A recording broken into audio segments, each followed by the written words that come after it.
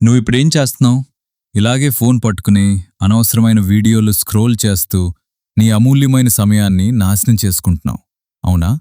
కాని ఒకటి గుర్తుపెట్టుకో, నువ్విలా టైం వేస్ట్ చేస్తున్న ఇదే క్షణంలో నీ కాంపిటీటర్ నీకంటే 10 అడుగులు ముందుకు వేశాడు.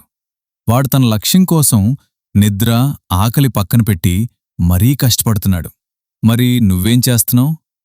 రేపు చేద్దాంలే అనే దరిద్రమైన సాకులు చెప్పడం ముందు ఆపేయ్. రేపు అనేది ఓడిపోయేవాడు వాడే పదం.